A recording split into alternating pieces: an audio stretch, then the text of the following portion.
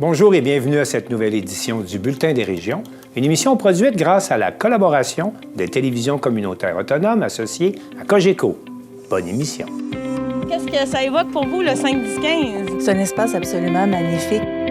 C'était des belles professions dans ce temps-là? J'ai fait 40 ans, madame. Non. Je vois l'homme comme un arbre parce que l'homme prend racine comme l'arbre. Avez-vous l'impression qu'il y a une relève pour ça? Est-ce qu'il y a des jeunes qui vont pour pas que ça se perde? C'est cette année que ça vaut vraiment la peine de venir au marché public. Ça représente une belle tradition, en fait, qui est un peu un porte-bonheur pour les pêcheurs.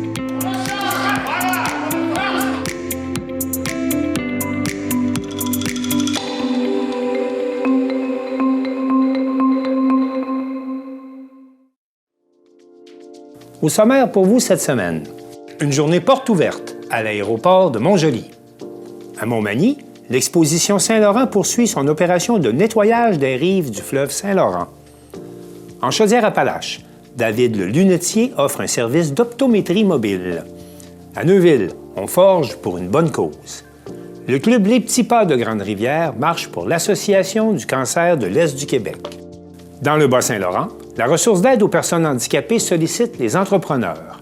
À Baie-Saint-Paul, un jardin de communauté inspiré par l'œuvre des petites franciscaines de Marie au siècle dernier. À Bonaventure, au Bioparc, les loutres s'amusent dans leur nouvel habitat pendant que les fourmis attaquent cultivent des champignons. À Rivière-Baudette, on rencontre le rappeur Pusha Wood.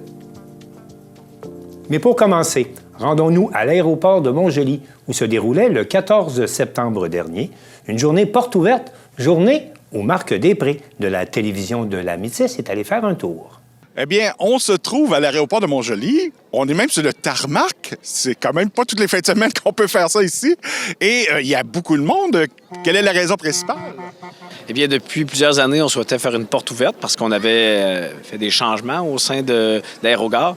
On voulait faire profiter à la population de l'ensemble des changements qui ont eu lieu, puis aussi faire en sorte que les gens se réapproprient l'aéroport régional parce que ça nous appartient tous collectivement au 4 MRC. Fait que c'est l'occasion aujourd'hui de leur faire connaître à la fois la réalité ou les nouveaux investissements qui ont été faits à l'aéroport, mais aussi les différents métiers puis les différentes opérations qui se font à l'aéroport régional. Et bon, on s'y attendait, mais vraiment, il y a beaucoup de monde, là. Ben moi, l'aéroport, ça a un cachet particulier. Je ne sais pas, les gens aiment l'aéroport. J'entends parler un peu partout. Donc, je suis pas surpris qu'il y ait autant de gens que ça. Beaucoup d'enfants aussi, je pense, de venir voir un avion qui est directement sur le tarmac, venir voir les différents véhicules. C'est vrai que ce serait très populaire. Moi, il y a beaucoup de monde, oui, mais je suis pas surpris. Je sais que les gens ont un amour profond pour l'aéroport régional. Et du côté de Centraide, donc vous êtes associés. Là, c'est une activité qui vous permet de recueillir quelques sous aujourd'hui. Oui, tout à fait. Aujourd'hui, on joint l'utile à l'agréable. On parle d'investissement économique, mais aussi d'investissement social. Et l'aéroport fait partie de cette dynamique-là, en même temps de contribuer à quelque chose de plus grand que eux. Donc oui, aujourd'hui, il y a des activités au profit de Centraide. Et on parlait des enfants, là, quelques instants, mais les grands-enfants aussi sont heureux aujourd'hui là, d'avoir accès à tout ça. Bien, les petits-enfants ramènent les grands-enfants avec eux, donc oui, tout le monde est heureux. Et à ce moment-là, donc pour vous, c'est aussi une activité pour parler de Centraide? Oui, c'est une activité pour parler de Centraide, surtout pour rappeler qu'on est quand même dans un contexte assez difficile en ce moment. On parle d'inflation, on parle de crise du logement, d'itinérance et de situations qui obligent les personnes vulnérables à davantage demander de l'aide et les besoins augmentent vraiment de façon importante. Donc, c'est pour ça qu'on s'associe à différents partenaires du milieu pour pouvoir mieux répondre aux besoins de la communauté. Toutes les entreprises devraient faire pareil parce qu'on a tous une responsabilité sociale à mettre en pratique pour pouvoir aider les autres. Donc, est-ce que la campagne est déjà débutée ou elle s'en vient? La campagne débute jeudi officiellement, mais la journée d'aujourd'hui montre qu'on est en campagne toute l'année et on est en activité de financement très régulièrement. Donc, on invite les gens à être généreux. Très, très généreux. Parce qu'on va quand même chercher à peu près 1 million par année, je crois, là, mais on aurait besoin de plus même. Bien, l'année dernière, on a investi 111 000 à peu près, mais les besoins sont vraiment exponentiels. On parle de plus de 3 millions de demandes rien que pour l'année dernière. Donc oui, les besoins sont extrêmement importants. Et en tant que directrice, donc de voir cette belle activité aujourd'hui, bien, est-ce que c'est vous qui avez eu l'idée d'un peu de chapeauter tout ça? Bien, on a lancé l'idée là, lors de nos conseils d'administration, là, puis ça a vraiment créé beaucoup d'engouement. Moi, je le souhaitais parce que je savais qu'il y avait quand même beaucoup de gens qui étaient intéressés. On le voit, on a souvent des avions qui arrivent, qui repartent. Il y a des gens qui viennent s'installer au bout de la piste pour regarder ça. C'est une belle opportunité pour les gens de voir le côté qui n'ont pas accès. Ça leur appartient quand même en partie. Ça appartient aux 4 MRC là, de notre région. Donc, c'est une opportunité aussi pour voir les gens puissent constater qu'il n'y a pas juste le métier de pilote. Il y a d'autres choses alentour de l'aviation. Ça peut donner la piqûre à des gens, ça peut les intéresser. Et ils vont apprendre à connaître c'est quoi que ça prend pour devenir opérateur, contrôleur aérien, stationner des avions, accueillir des passagers. Donc, si ça peut créer cet engouement-là puis augmenter là, les opportunités, bien, ça va être le fun. Comme dans bien des secteurs, je pense qu'il y a un manque de personnel qui existe, donc on en profite aujourd'hui là, pour conscientiser les gens. Exactement, exactement. Puis si on est capable d'avoir des emplois de qualité qui sont pour les gens de la région, c'est encore mieux. Et à ce moment-là, comment se déroule l'année 2024 pour l'aéroport? Bien, ça va très bien jusqu'à maintenant. On a notre comité de transport qui va vraiment bien. Là, on avance lentement, mais sûrement. On veut des projets solides. Donc, on prend le temps de le faire comme il faut. Puis, il y a beaucoup on voit qu'il y a beaucoup de dynamisme. Les gens ont beaucoup participé. Là. Les employés sont à peu près tous présents aujourd'hui pour accueillir les citoyens de la région. Est-ce que tranquillement, on atteint un peu les très bons chiffres qu'on avait atteints avant la pandémie? Bien, on le souhaite. C'est sûr que là, cette année, on a quand même des vols régionaux qui sont là. C'est sûr qu'on ne va pas à Montréal, ça, c'est assez majeur. Mais on a toujours des vols qui vont vers le Nouveau-Brunswick puis Fermont. On a toujours les minières qui sont ici, qui nous apportent beaucoup. C'est des emplois de qualité qui sont offerts aux gens de la région. Ça leur permet de rester en région, d'habiter ici, de ne pas avoir à faire la route jusqu'à Montréal ou Québec pour prendre l'avion. Donc, on est extrêmement reconnaissants pour ça. D'ailleurs, la Mine Raglan ont eu la gratitude de venir avec leur 737, de laisser les gens monter à bord. Puis c'était de très, très bons collaborateurs. Là, on est très heureux de leur présence. Parce que ça aussi, c'est pas tous les jours qu'on peut faire ça. Là. Non, effectivement. Non. Surtout ce type d'appareil-là, qu'il y a des passagers également du cargo. Là, donc, ça permet aux petits-enfants aussi de pouvoir aller voir le cockpit puis échanger avec les équipages.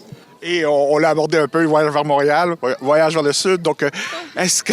oui, oui, ça, je me l'ai beaucoup demandé. Tantôt, il y avait un groupe qui m'attendait pour me le demander. On travaille très fort pour qu'ils puissent revenir pour la saison 25-26. Ils doivent aussi se réorganiser de leur côté. Là. Il y a eu quand même des changements là, avec la compagnie qui venait ici précédemment. Là. Donc, on espère qu'ils vont revenir. Puis, bien, le projet pour Montréal... Puis Mont-Joli, ça, c'est toujours en cours là, avec notre comité de travail. Donc, on espère avoir des bonnes nouvelles annoncées éventuellement. Oui, puis on a beaucoup de collaboration là, du ministère du Transport. Là. On est quand même assez privilégiés. On a des excellentes communications avec eux présentement. Et bien entendu, vous êtes le président de la régie, mais vous êtes en même temps le préfet. Donc, d'avoir une telle infrastructure ici, dans la Métis, ça aussi, c'est important. C'est extrêmement important. Je pense que ça a un impact économique majeur. Pour nous, pour le 4MRC aux alentours, des fois, on n'est pas conscient de ce que ça peut avoir comme impact. Par exemple, la perte des vols vers Montréal. Plusieurs projets, des fois, d'entreprises qui peuvent tomber à l'eau parce que les gens ne veulent tout simplement pas venir en voiture, voudraient le faire en avion. Donc, Lucar aussi est avec nous dans différents projets parce qu'eux veulent le retour des vols. Les deux cégeps aussi du coin, le CI3S. Donc, on voit que ça a un impact sur la population grand complet, sur les institutions. Mais pour la MRC, c'est sûr que ça nous... c'est quelque chose qui est particulier, qui est singulier, qu'on ait un aéroport de ce type-là. Puis aujourd'hui, je pense que c'est important que les gens, et de la Métis et d'ailleurs, viennent de visiter. Je pense que c'est un franc succès, on le voit bien. Donc, de voir le stationnement plein tantôt, là, j'étais hyper réjoui, là, puis j'ai hâte de voir les chiffres, mais je suis convaincu que... J'ai l'impression qu'on va devoir répéter ça dans l'avenir parce que, visiblement, c'est un franc succès. Donc, on peut parler peut-être d'un événement récurrent. Qui sait? Regarde, je pense que ça peut nous donner le goût là, de répéter l'expérience, assurément, puis voir faire grossir l'événement. Et comme vous l'indiquiez la semaine dernière en entrevue pour inviter les gens ici, donc peut-être même ramener éventuellement un jour un spectacle aérien ou quelque chose du genre. C'est sûr qu'on le souhaiterait, mais ça ne sera pas l'aéroport qui va faire ça tout seul. Je pense qu'à l'époque, il y avait un grand comité bénévole qui contribuait à ça. Oui, il faut avoir une réflexion éventuellement là-dessus. Pour l'instant, on a d'autres chats à fouetter. Là. On va s'assurer d'avoir des vols sur Montréal, d'avoir des vols sur le Sud. On a, des opérations plus concrètes là, qui correspondent au mandat de l'aéroport à remettre en ordre. Quand ça sera fait, pourquoi pas rêver, mais je suis convaincu qu'éventuellement, ça va revenir. Peut-être pas à très très court terme. Mais à moyen terme, oui, je pense que oui. Ben, à tous ceux et celles qui ont eu cette belleté et qui y ont travaillé, bon, on les en remercie. Et pour les gens, bon, on invite les gens aussi à être généreux envers Centraide. Oui, tout à fait. On visite l'aéroport, mais aussi on contribue socialement dans notre communauté. Quoi demander de plus? Bien, merci à vous trois. Merci. Ben, Merci. beaucoup, ça fait plaisir.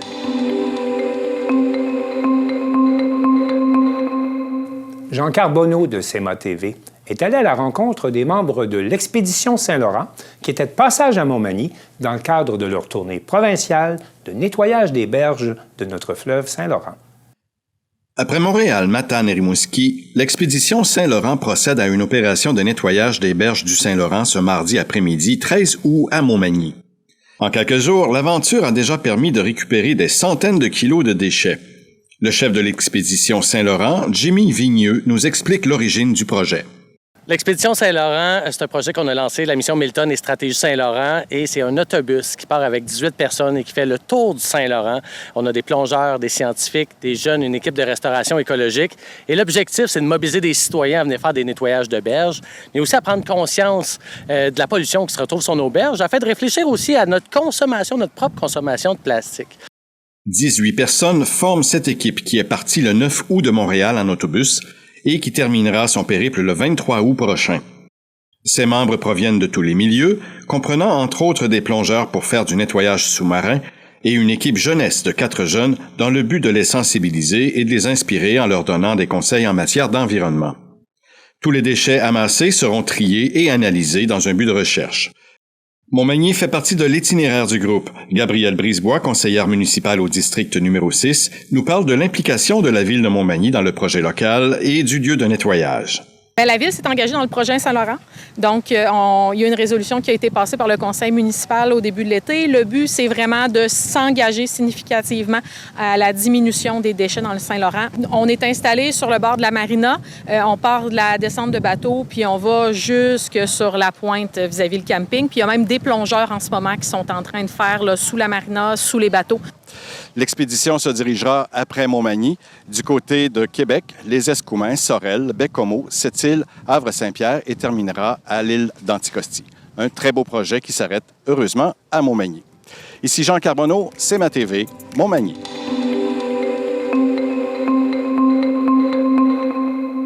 C'est pour répondre aux besoins spécifiques de certaines clientèles que David le Lunetier a mis sur pied un service d'optique mobile pour les municipalités de la MRC des Appalaches. Un reportage de Grâce Houlé de TVCRA. Madame, Monsieur, bienvenue à votre émission d'information habituelle Appalaches en quelques mots.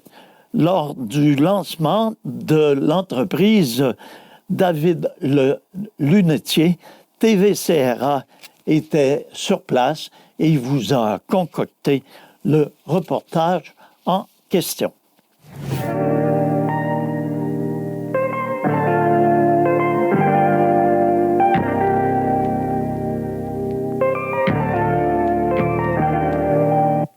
Alors bonjour David, on est bien heureux aujourd'hui d'avoir participé au lancement de ton entreprise. Félicitations à toi, c'est vraiment une très belle réussite. Et la question que moi j'aimerais te poser, c'est de savoir, tu nous as parlé de ton parcours, le retour au cégep et tout. Mais moi je voulais bien savoir, mais d'où est-ce qu'est venue cette idée de faire une optométrie qui soit mobile? Bien, en fait, mon service d'optique mobile vient du besoin dans lequel j'ai été témoin pendant, ça fait plus de 15 ans que je travaille dans le domaine de l'optique. Donc, j'ai ajusté des centenaires, j'ai ajusté des gens avec des handicaps physiques lourds, avec des déficiences intellectuelles lourdes, des gens qui étaient vraiment avec un besoin particulier, mais dans un cadre où j'avais pas les outils, puis j'avais pas l'environnement pour bien les servir. De se ramener au niveau de la personne qui a besoin du soin, qu'elle soit âgée ou jeune ou handicapée ou un déficit, ou même quelqu'un qui est en pleine santé mais qui est très, très, très pressé, puis tout ça, bien, il faut savoir s'adapter à la personne pour bien la soigner. Donc, que ce soit un ajustement de plaquettes ou simplement un conseil ou un bon nettoyage de lunettes, c'est en voyant tous ces besoins-là de me dire, mais pourquoi les faire déplacer, faire 40 minutes de route pour une vis moi, je vais y aller, puis je vais la faire la visite. En plus, je vais pouvoir prendre les nouvelles de cette personne-là, puis prendre le temps que moi, je veux prendre pour ça. Donc, le monde de la lunetterie, c'est quand même un commerce de détail. Donc, c'est moins axé sur la prise de temps et l'empathie. Il y a énormément d'opticiens et d'opticiennes compétentes partout au Québec, mais moi, j'avais besoin de le personnaliser à ma manière. Donc, on va dire que c'est un peu une entreprise qui se base sur le rapport humain.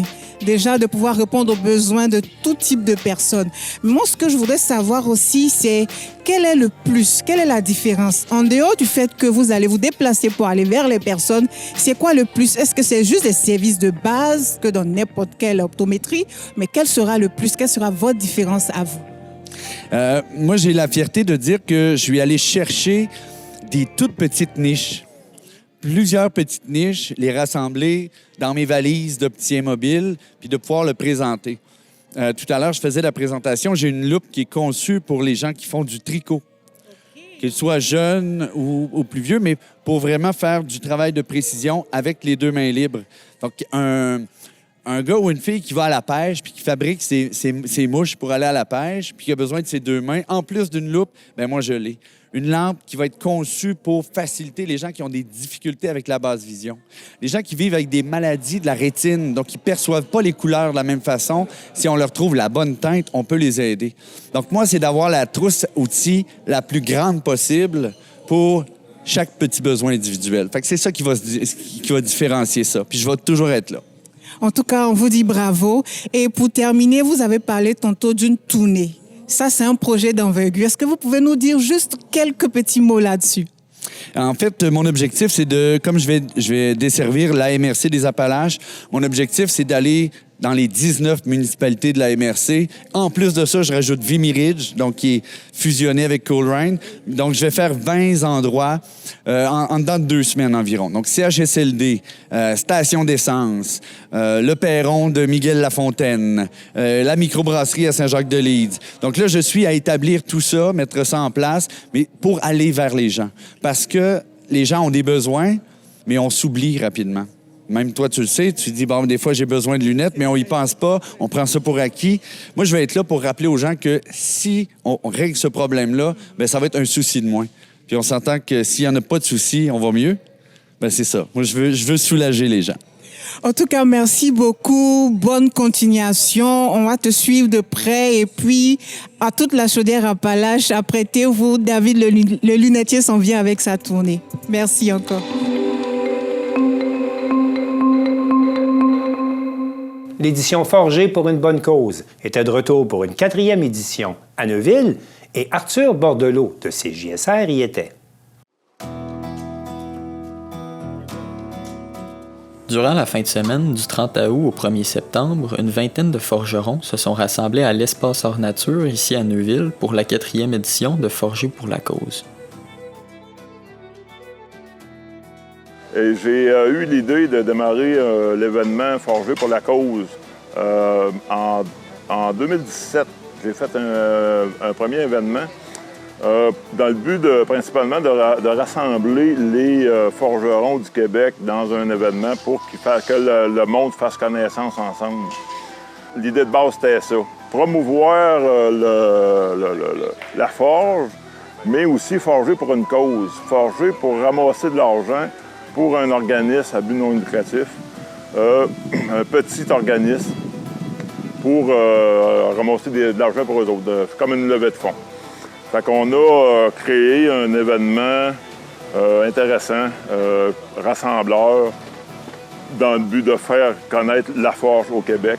La forge au Québec, c'était, j'ai entendu un moment donné à la radio par un animateur qui catégorisait la forge parmi les métiers disparus. Fait que moi, je voulais prouver au monde que la forge, c'est pas un métier disparu. C'est un métier en pleine effervescence. C'est un métier marginal, mais c'est un métier qui est là, qui est présent, qui est très, très physique, très manuel, très artistique. Fait que moi, ben, je voulais mettre les forgerons sur la map.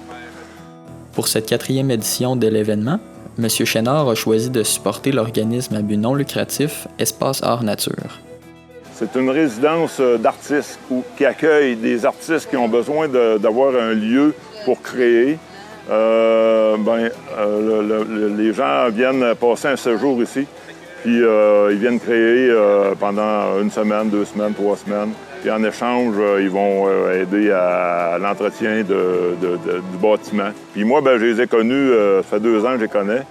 Et puis, je trouvais que leur organisme, la cause qu'ils exploitaient, je trouvais que c'était vraiment intéressant. Puis en plus, ils entretiennent un vieux bâtiment qui date de 1750 quelque. C'est très patrimonial. Je trouvais que le lieu fitait super bien avec la forge. C'est pour ça qu'on a fait ça ici en fin de semaine. J'ai rassemblé pour la fin de semaine environ une vingtaine de forgerons.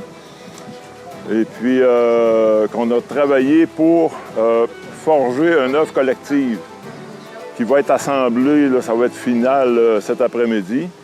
L'œuvre, elle va rester sur place. Ça se trouve à être un arche pour une entrée de jardin avec une girouette thématique au-dessus. Les thèmes, c'est selon les activités qui sont pratiquées ici à Espace Hors Nature. On a eu un encan crié d'œuvres qui ont été forgées par des forgerons. Des forgerons qui ont été présents ici aujourd'hui, mais d'autres forgerons qui ne pouvaient pas être ici présents aujourd'hui, qui ont fourni des pièces. On a eu un total de vente de 1 500 $. Je suis très satisfait. L'an prochain, je vise probablement à refaire l'événement. Ça va être à préciser, là, à déterminer où, pour qui, comment qu'on va le faire. Dans le fond, on fait ça pour des petites causes. Des petites causes pour qui ramasser 2 000, 3 000 $ pour une fin de semaine va faire une grosse différence. Fait que si vous avez une cause en particulier à aider, vous pouvez me contacter.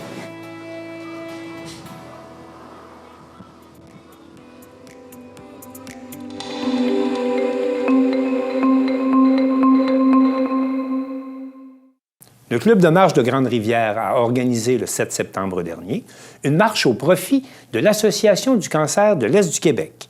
Jean-Denis Laperrière de TVRP. Le 7 septembre dernier, au complexe sportif Desjardins de Grande-Rivière, le Club de marche Les Petits Pas de Grande-Rivière a organisé, pour la 5e année consécutive, une marche afin de recueillir des dons pour l'Association du cancer de l'Est du Québec. Le club a surpassé le montant recueilli l'an dernier, atteignant un total de plus de 8 300 $. Nous discutons de cette activité avec Jeanne Dubé, Marie-Josée Cyr, Nicole Mercier, Daniel Bisson et Nancy Adams. On en est à la 5e année que vous faites la marche pour l'Association du cancer du Québec. Pourquoi avoir choisi cet organisme-là plutôt qu'un autre? On a choisi l'ASIC, l'Association du cancer de l'Est du Québec, parce que dans nos familles, toutes et chacune, on a quelqu'un qui a été touché par le cancer. On a perdu des gens dans nos familles, dans nos amis. Puis, on s'est dit que c'était vraiment un bel organisme là, pour aider les gens qui sont actuellement pris avec ce fléau-là, pour leur permettre là, de se sentir mieux, autant physiquement que psychologiquement, grâce à la SIEC, avec toutes les activités qu'ils font. Et c'est une marche que vous organisez. Pourquoi cette activité-là plutôt qu'une autre? Bien, une marche, c'est ça. C'est comme Daniel disait, c'est Daniel qui ont commencé le club de marche par la marche. Puis la marche, bien, c'est accessible à tous. On n'a pas besoin d'équipement, on n'a pas besoin de rien. C'est rassembleur. Les familles viennent, les jeunes enfants intergénérationnels. Fait que, bien, c'est le fun. Fait que c'est rassembleur, puis tout le monde peut marcher. Ce qui est le fun ici, c'est que la marche, bien, on a un endroit où marcher. Oui. À l'aréna, ici, il y a une piste. Puis c'est pas dur sur les gens, puis c'est accessible à tout le monde. C'est vraiment... fait que la piste, c'est vraiment, je veux dire, pour les gens, c'est un atout. Parce qu'il y en a qui viennent marcher même à tous les jours à la piste, là. Tu sais, t'as pas de trafic, t'as pas rien, là. Fait que c'est le fun. Quoi que vous êtes fait jouer un tour par la météo vous a forcé à le tenir à l'intérieur de l'aréna? Bien, c'est ça. Bien, l'année passée, on s'était fait avoir un peu par la météo aussi. Cette année, bien, il annonçait des gros vents. Fait qu'on n'a pas pris de chance. J'étais allée voir Tom à la ville, puis j'ai demandé si on pouvait faire la marche à l'intérieur. Il nous a dit oui tout de suite, là. De toute façon, ça n'a pas arrêté les gens. Les gens sont au rendez-vous. Oui, bien c'est ça. On avait fait beaucoup de publicité aussi sur Facebook. Puis on a fait un direct aussi tantôt pour demander au monde de venir. Fait que le monde participe pas mal. Là. C'est le fun pour ça. Là. C'est ça. Les gens sont touchés par cette cause-là pour le cancer. Puis ce qui est le fun, bien, la marche, que les gens sont qui ont une canne ou qui ont n'importe quoi, c'est un sport qui se pratique pour tous les gens. Fait que c'est le fun puis c'est rassembleur. Comme on dit, sur le rond, il y a des bancs, fait que le monde peut s'asseoir quand ils sont fatigués. Ou le monde qui sont, comme elle dit, une canne, tout ça, bien, ils peuvent se reposer. Là. Donc, côté dons, quel montant vous avez amassé au total en date d'aujourd'hui? Oui, en date d'aujourd'hui, la Caisse populaire nous a donné 500. La Ville nous a donné 300. Les gens qui sont venus marcher aujourd'hui, on a ramassé 365,25. On a sur le site de la SIC, des gens nous ont fait des dons directement sur Internet pour 705 Daniel a fait une toile. On a vendu des billets. On a vendu pour 2673 pour des billets pour la toile. Puis on a tout sollicité notre entourage, des commanditaires autour. On en a pour 3810,20 pour un grand total de 8553,45. Ouais!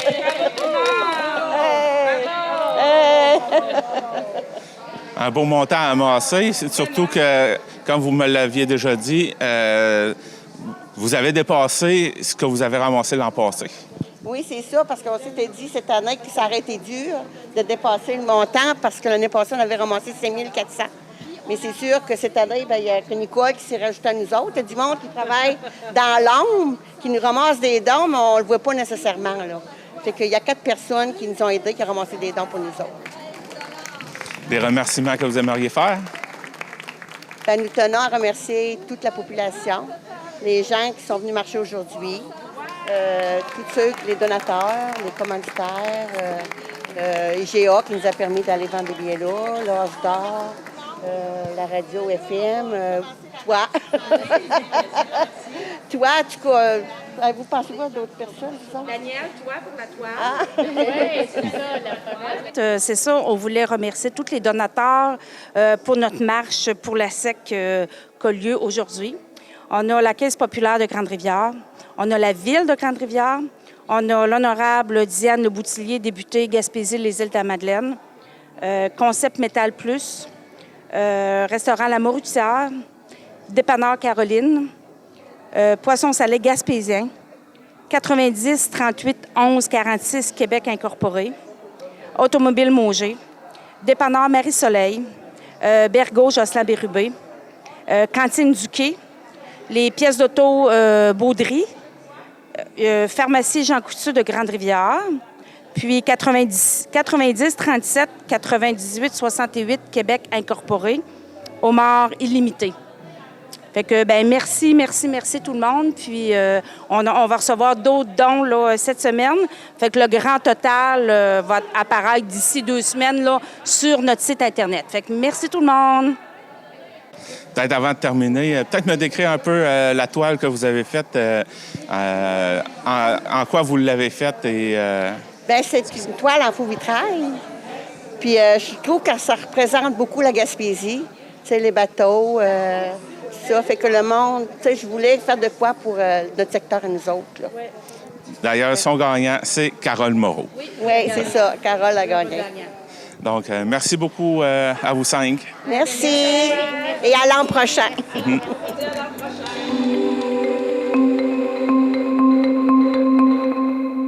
Tout au long du mois d'octobre, le service d'aide aux personnes handicapées sollicitera le soutien des entrepreneurs du Bas-Saint-Laurent. On écoute Marc Baudouin de la TVC Matapédia. Comme chaque année, la ressource d'aide aux personnes handicapées sollicite votre aide pour poursuivre sa mission. Et pour nous entretenir sur ce qui s'en vient, je reçois Thérèse Sirois, qui est la directrice générale, et Carole Pitt, qui est la présidente de l'organisme. Bonjour à vous deux. Bonjour. Toujours un plaisir de vous recevoir. C'est toujours un plaisir de parler de la cause des personnes qui ont des handicaps, soit physiques ou intellectuels, qui est vraiment important qu'on ne les oublie pas et qu'on pense à eux. Exactement. Et puis, c'est pour ça qu'on vous reçoit aujourd'hui, parce que je pense qu'il y a encore des belles choses qui s'en viennent, justement, pour ramasser de l'argent. Oui. On peut peut-être commencer avec la campagne d'automne. On arrive à l'automne, donc, c'est... On est dedans. On est en plein dedans. C'est ça, cette campagne-là va partir là, prochainement, début octobre, plutôt, je devrais dire.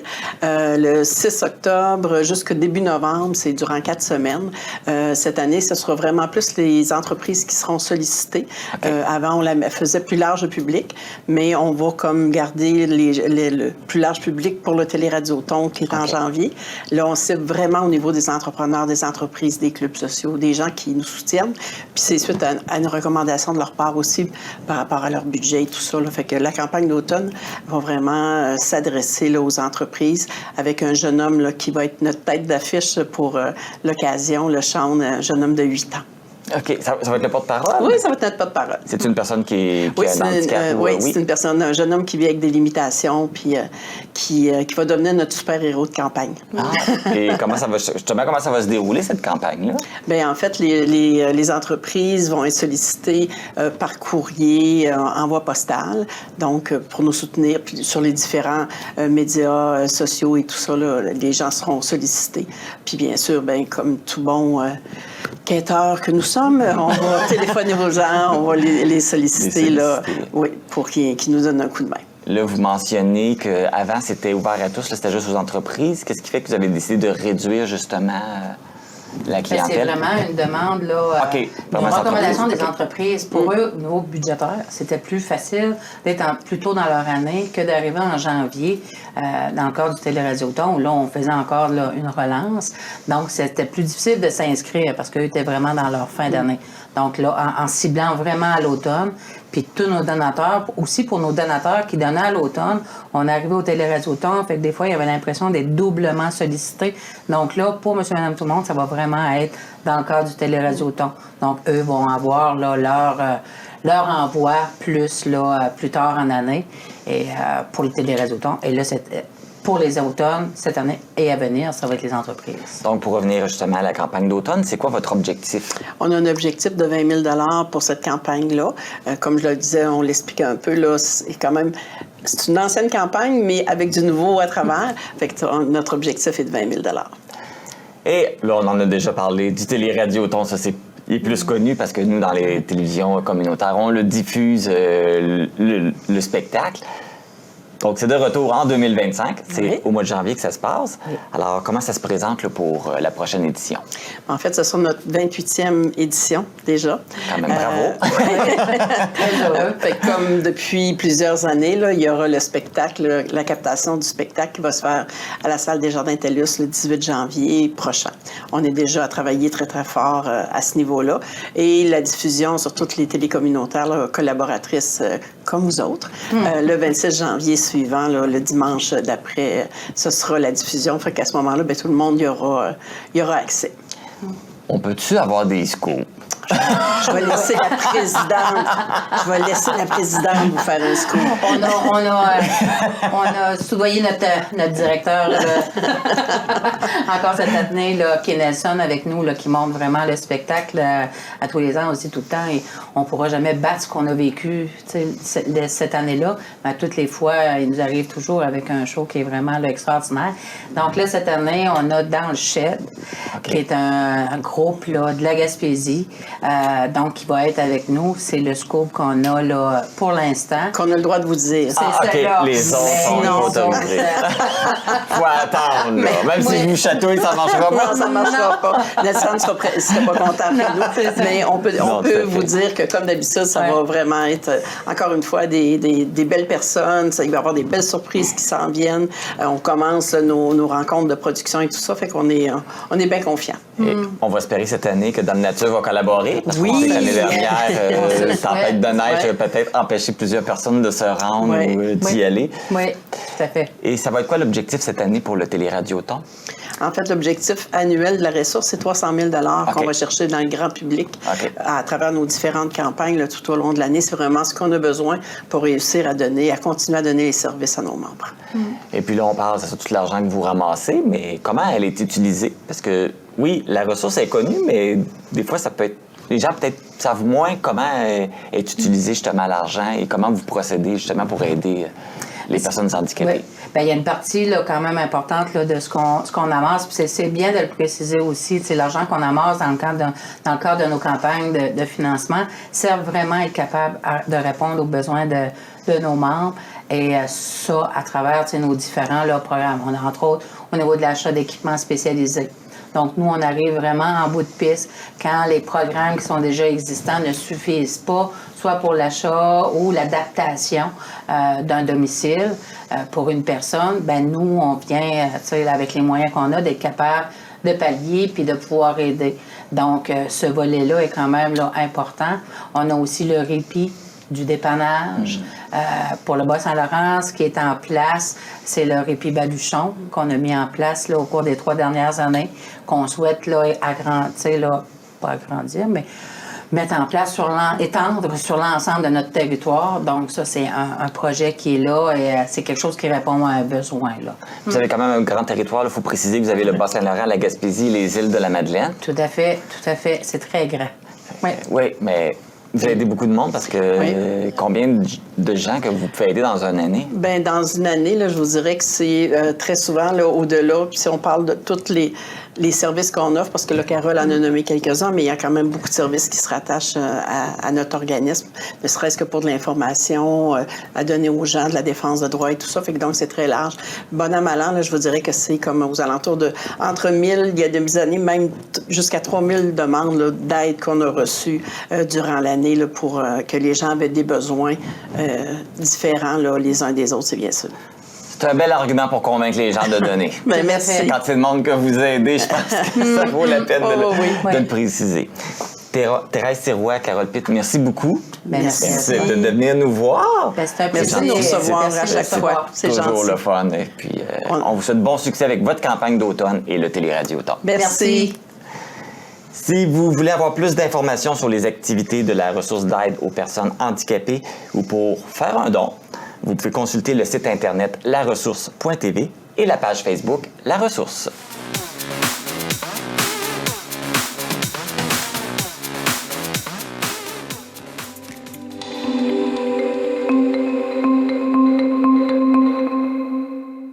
À Baie-Saint-Paul, l'Université Laval a créé il y a 4 ans un jardin de communauté inspiré de l'œuvre des Petites franciscaines de Marie.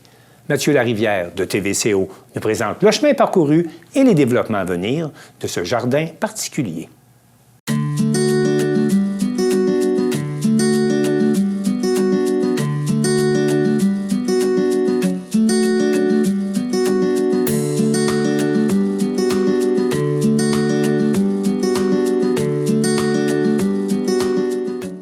Tout d'abord, merci Simon d'avoir accepté notre invitation.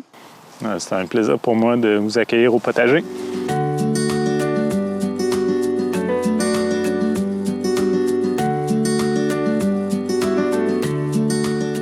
Explique-nous en quoi consiste le projet ici.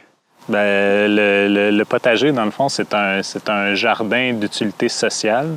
C'est un projet au départ qui a été développé par l'Université Laval qui voulait développer un laboratoire vivant sur l'héritage social des Petites franciscaines de Marie. Puis ils avaient eu comme idée de créer un jardin qui serait un peu l'actualisation de ce que les Petites franciscaines faisaient à l'époque en termes de réinsertion sociale puis de valorisation personnelle des personnes qui avaient, par exemple, des déficiences avec le travail au champ puis le travail de la terre. Donc, de nos jours, l'héritage un petit peu de ces pratiques-là, ça se traduit comment au 21e siècle? Bien, il y a des enjeux de sécurité alimentaire, il y a des enjeux d'éducation à l'environnement, de santé, de mixité sociale. Et toutes ces questions-là ont été un petit peu la base de la réflexion pour créer ce jardin-là. Donc, c'est ça, c'est un jardin de communauté, comme j'aime le dire, là, qui sert à différents projets au sein de la communauté qui sont en lien avec la sécurité alimentaire, avec des activités, par exemple, d'accompagnement thérapeutique, de professionnels du CIUS qui viennent avec des patients, que ce soit en ergothérapie ou en santé mentale. Il y a des projets éducatifs avec des enfants, il y a des projets interculturels, de jardinage solidaire.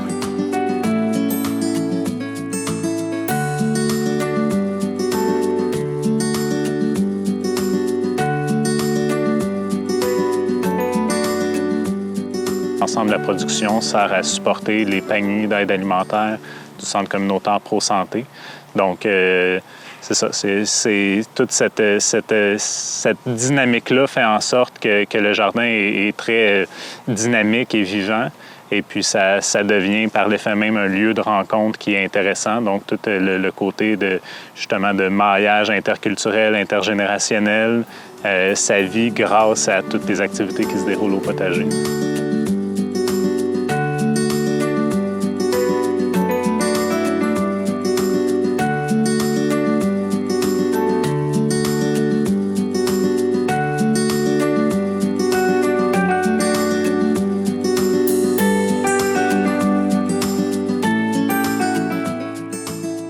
C'est quoi l'entente que vous avez déjà avec le potager derrière Maison-Mère?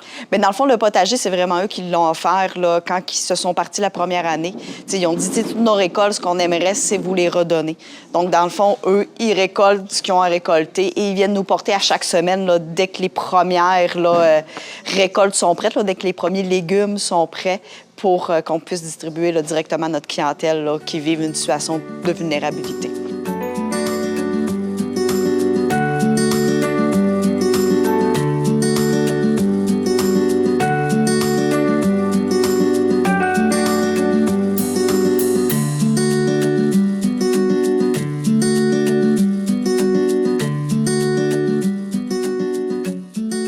Année après année, il y a des morceaux qui se sont rajoutés.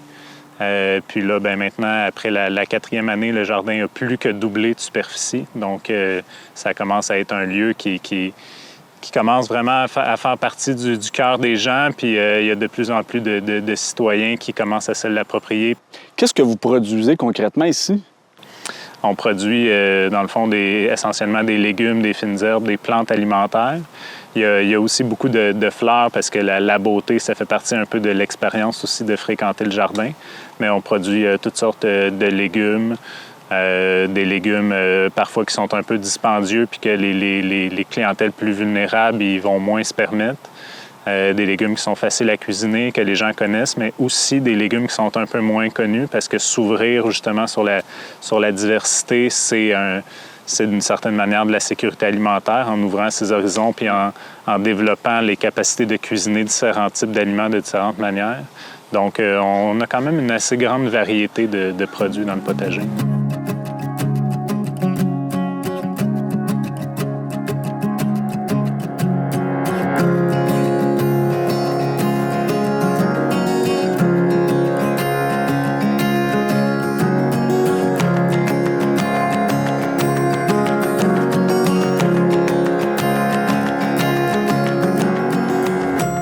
Donc, le potager, quand il vient vous livrer, c'est majoritairement des légumes et des fruits qui sont frais. Oui. Oui, c'est ça qui est le fun parce que, tu sais, là, on fait la distribution actuellement puis ils viennent de venir nous les porter, donc ils sont vraiment frais. Puis c'est le fun parce qu'il y a une très grande diversité selon la saison aussi. Là, on le sait qu'en juillet, c'est pas les mêmes légumes qui vont être prêts qu'à ce temps-ci en septembre. Là.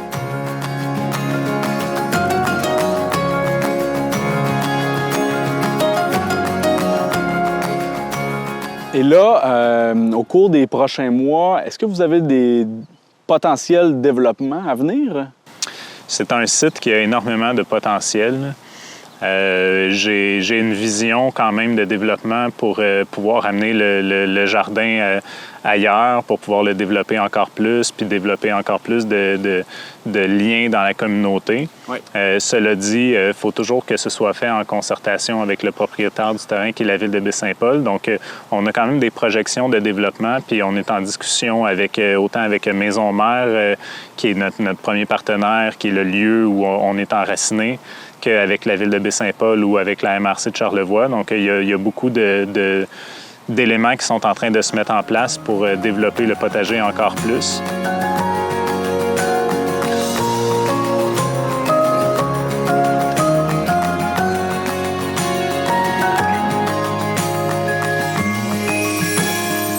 Est-ce que vous êtes en train de vous enregistrer comme organisme officiel? On n'est pas en train de s'enregistrer comme organisme officiel. C'est une discussion qu'on a depuis plusieurs années, à savoir le potager comme projet pilote développé par l'Université Laval quel sera son avenir, quelle sera la forme juridique qui va permettre à ce projet-là de pouvoir continuer à exister. Donc, comment pérenniser le potager, c'est une grande question. Est-ce qu'on crée un nouvel organisme? Est-ce qu'on se joint à un organisme existant? Est-ce que le projet est pris en charge par la municipalité de Baie-Saint-Paul? Oui. Toutes ces questions-là ont été débattues, ont été sous-pesées et on arrive en ce moment à un consensus sur le fait que le potager, la meilleure avenue possible, ce serait qu'il se joigne à un organisme existant. Et il y a des discussions qui sont en cours pour aller en ce sens-là. Oui. Donc, c'est très positif parce que ce que ça signifie, c'est que le projet va vraiment être en train de s'implanter pour durer à Baie-Saint-Paul. Donc, dépendamment de comment est-ce que tout ça va s'articuler avec les partenaires, en concertation, avec une vision qui est partagée par l'ensemble des partenaires, je pense qu'il y a quand même un très bel avenir pour ce jardin-là, puis vous allez le voir refleurir et s'agrandir année après année si la volonté de voir ce lieu-là se développer ainsi est là.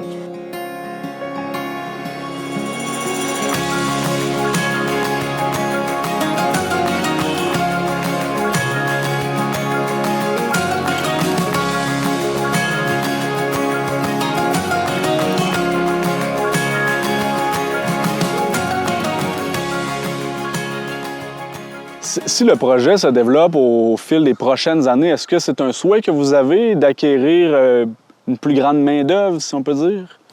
Il y a plusieurs avenues possibles. Il y a déjà des bénévoles qui viennent donner un coup de main de temps en temps.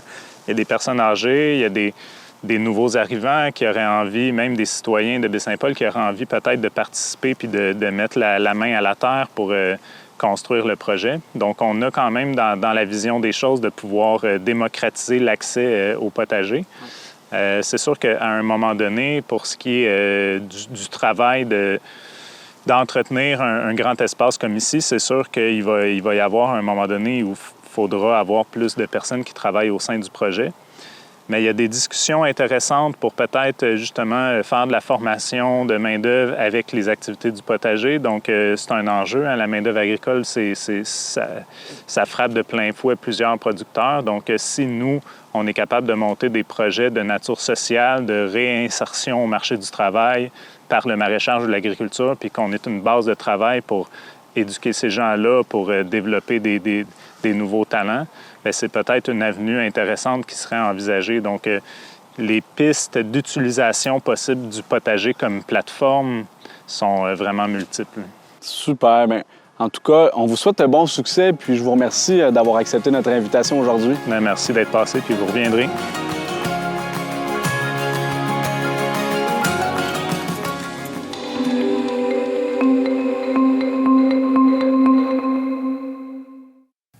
Le bioparc de Bonaventure vous invite à profiter de l'automne pour rendre visite à ses loutres, à ses fourmis à tas et aux nombreux autres animaux présents dans le parc. Un reportage de Valérie Pinault de Télévague. Bonjour Stéphanie. Bonjour. Les visiteurs du bioparc peuvent de nouveau observer les loutres. Oui, donc ce printemps, on a reçu un couple de loutres, Andy et Regan, qui ont été quelque temps au service animalier, le temps de s'habituer, le temps de voir comment qu'elle allait. Puis, depuis le début de l'été, les gens peuvent les voir ici dans l'habitat. C'est certain qu'elles sont encore en mode adaptation, donc c'est pas systématique qu'on va les voir si on vient les voir dans l'habitat, mais en étant patient à l'occasion, elles sortent, elles viennent nous voir. Puis là, avec les températures un peu plus fraîches de l'automne, avec les entraînements qu'on a eus cet été, bien, elles sont un peu plus habituées et c'est l'automne qu'on a le plus de chances de les voir.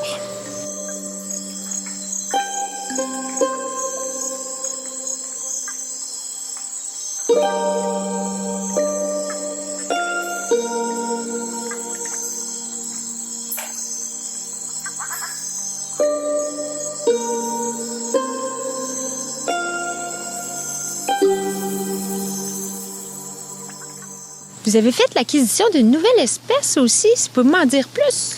Oui, dans l'insectarium, depuis ce printemps aussi, on a accueilli une colonie de fourmis Atta. Donc, c'est des fourmis des fourmis coupe-feuilles, donc, qui vont découper avec leur mandibule des morceaux de feuilles, ramener ça à la colonie pour élever du champignon duquel elles se nourrissent. Donc, les gens peuvent venir les voir travailler incessamment comme ça toute la journée à découper et transporter des feuilles.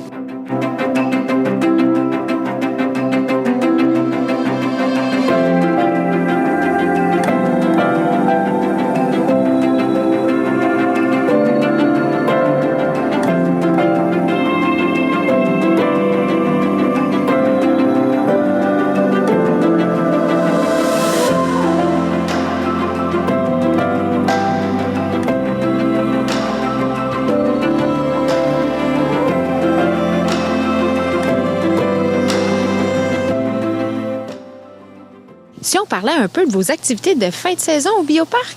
Oui, donc on a plusieurs activités là avant qu'on ferme. On va avoir le samedi 28 septembre un safari photo. Donc les gens vont pouvoir faire une visite VIP tôt le matin à partir de 7 heures. Donc un beau 2 heures avant qu'on ouvre, profiter du beau soleil, de la tranquillité surtout du matin pour pouvoir prendre des clichés de nos animaux. Et l'activité se termine avec un petit déjeuner à notre abri des loups. Donc avec des grandes fenêtres qui donnent directement dans l'abri des loups. On a vraiment une vue magnifique sur leur habitat. Ensuite, on va avoir notre dernier dimanche gratuit de l'été qui va être le 6 octobre et on va avoir une journée thématique le 12, donc le samedi, juste avant qu'on ferme, une activité sur le garde-manger forestier. Donc, on va avoir les agents de protection de la faune qui vont être ici, ainsi que l'association forestière, puis on va parler de tout ce qui se mange dans la forêt, donc aussi bien le gibier que tous les petits fruits, les plantes et tout ça. Et on finit notre saison le 14 octobre, donc dernière journée pour l'Action de grâce. On ferme cette journée-là pour la saison. Mais ça ne veut pas dire qu'il ne se passera rien au Bioparc par la suite. Bien, c'est ça. Les employés, ils continuent à travailler, je pense, hein? Effectivement, donc on est là près d'une quinzaine qui gardent leur poste pour toute l'année. Durant l'hiver, bien sûr, il y a ceux qui s'occupent des animaux qui doivent continuer à travailler tous les jours. Et au niveau de l'éducation, on va préparer déjà la prochaine saison, mais on a aussi l'occasion d'accueillir des groupes ici quand même si on est fermé grand public. On se déplace aussi dans les écoles pour animer des activités de toutes sortes, autant en primaire, au secondaire, même dans d'autres groupes, là, des bibliothèques, des choses comme ça. Donc, on est vraiment là, bien actif tout au long de la saison. Bien, justement, parlez-moi donc un peu du programme La culture à l'école. Ça, c'est un programme, en fait, qui permet aux écoles d'avoir des subventions pour nous accueillir. Ça leur permet d'aller chercher des sous pour faciliter notre déplacement ou encore leur déplacement vers ici, le Bioparc. Donc, les écoles peuvent faire des demandes directement au programme. Puis nous, comme on en fait partie, ça facilite comme ça là, les activités pour les écoles. Mais pendant la saison d'automne et d'hiver, est-ce qu'on peut quand même organiser des fêtes pour les enfants? Oui, effectivement. Donc, les fêtes d'enfants qu'on organise aussi durant l'été sont possibles toute l'année. C'est sûr que les dates et le fonctionnement est un peu différent, justement, parce qu'on est fermé grand public. Mais c'est possible, effectivement, de venir fêter votre enfant ici au Bioparc. Donc, animation, tour du site, gâteau et espace aussi que les parents n'ont pas besoin de gérer. Donc, une belle activité à faire au Bioparc. Je vous remercie beaucoup, Stéphanie, et une bonne fin de saison. Merci beaucoup.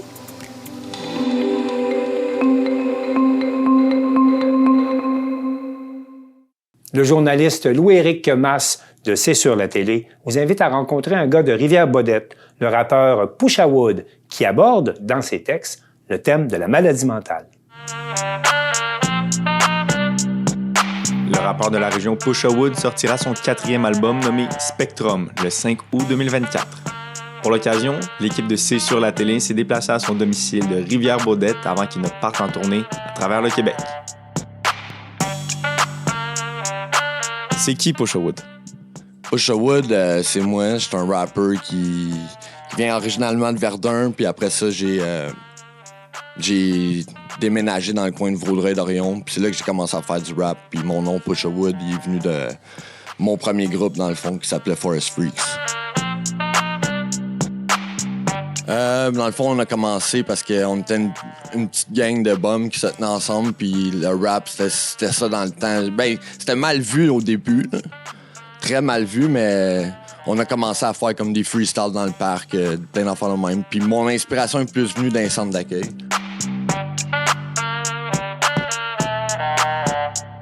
Moi, je fais du rap qui est quand même agressif. Puis qui parle beaucoup aussi, comme le dernier CD, il parle beaucoup de la maladie mentale, parce que je souffre de schizophrénie. Fait que j'en parle beaucoup là, dans les derniers projets. Fait que mon style, c'est vraiment hardcore là, quand même.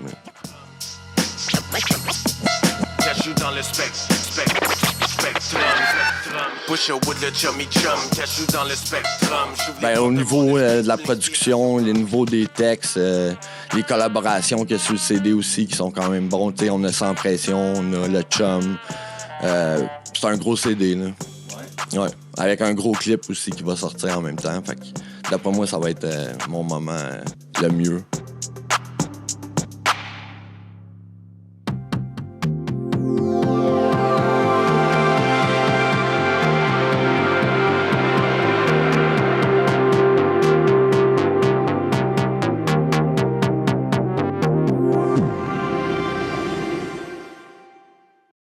Alors, c'est tout pour le bulletin des régions cette semaine. J'espère que cela vous a plu. Je remercie toutes les télévisions communautaires participantes et je vous dis à bientôt.